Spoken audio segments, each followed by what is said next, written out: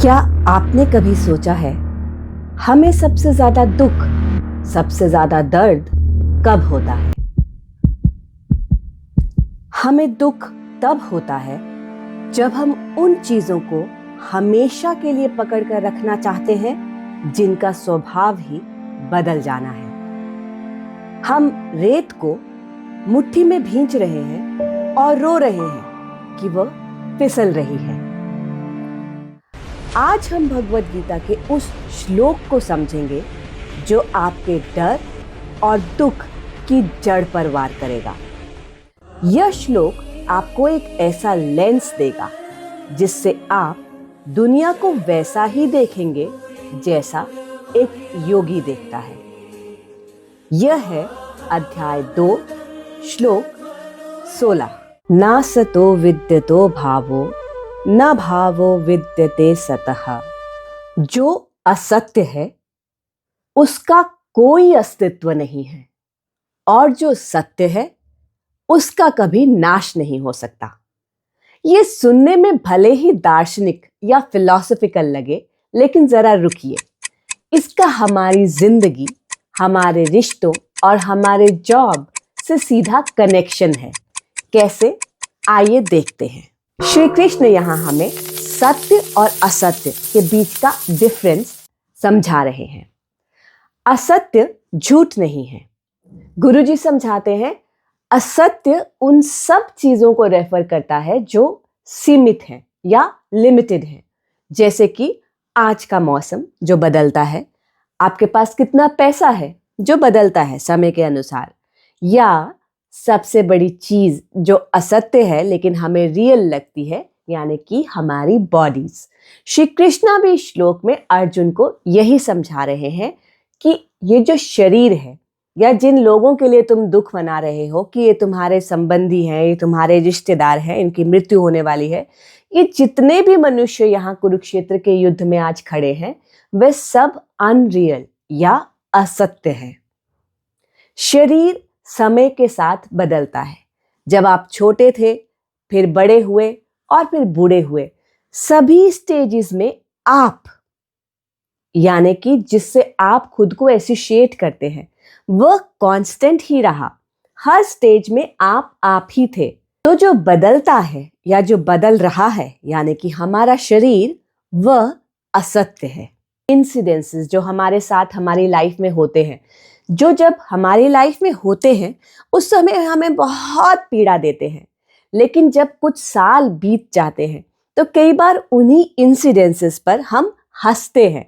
हम ये सोच के हंसते हैं कि हम उस समय कितने परेशान थे। तो ये जो इंसिडेंसेस हैं, ये जो बातें हैं या ये जो फीलिंग्स हैं, ये सब भी असत्य हैं, क्योंकि ये भी चेंज होती हैं।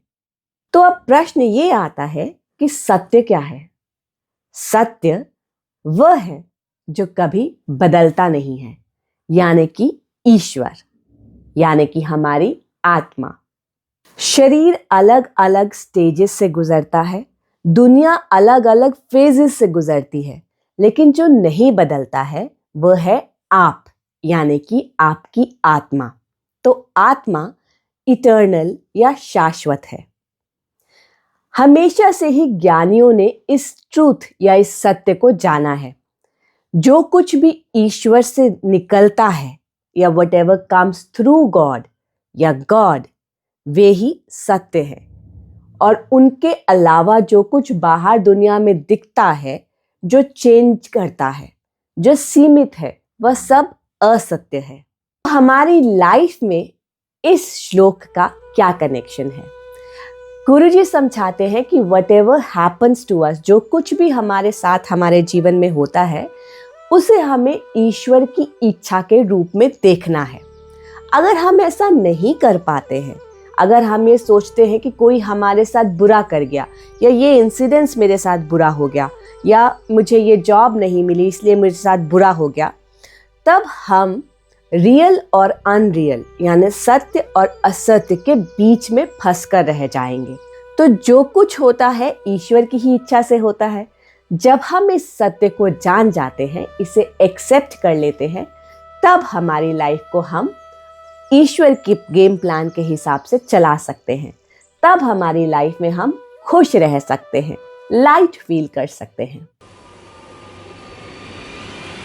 अब सवाल यह आता है कि हम इस ज्ञान को प्रैक्टिकली अपनी लाइफ में कैसे यूज कर सकते हैं। उसके लिए कुछ प्रैक्टिकल टिप्स मैं आपको इस श्लोक में देती हूँ। जब भी आपको कोई प्रॉब्लम आए, कोई समस्या आपकी लाइफ में आए, तो आपको सिर्फ बैठकर थोड़ी देर उस प्रॉब्लम के बारे में सोचना है कि क्या ये प्रॉब्लम सत्य या रियल है या अनरियल या असत्य है। क्या 5 साल बाद भी मैं इस समस्या के बारे में ऐसा ही सोचूंगा जैसा मैं अभी सोच रहा हूं? अगर इसका जवाब है ना, तो आप समझ लीजिए कि ये समस्या असत्य है। जब आप किसी चीज को रियलाइज कर लेते हैं कि वो अनट्रूथ या असत्य है, आप अपनी ऊर्जा या एनर्जी उसमें इन्वेस्ट करना बंद कर देते हैं। जब आप सत्य और असत्य को पहचानना शुरू करते हैं, तब आप अपनी एनर्जी उन चीजों पर लगा सकते हैं जो कि सत्य हैं, जो कि ट्रूथ है, जैसे कि आपका कैरेक्टर, जैसे कि आपका मेंटल बैलेंस, जैसे कि ईश्वर या कृष्णा। तो याद रखिए, जो टेम्परेरी है, जो लिमिटेड है, उसके लिए क्या रोना, और जो अनलिमिटेड है, जो सत्य है, उसे कोई नहीं मिटा सकता। अगर इस श्लोक ने आपको थोड़ी भी हेल्प की है तो कमेंट सेक्शन में जय श्री कृष्णा जरूर लिखिए। नेक्स्ट वीडियो में नेक्स्ट श्लोक के साथ फिर मिलेंगे। तब तक के लिए जय गुरुदेव।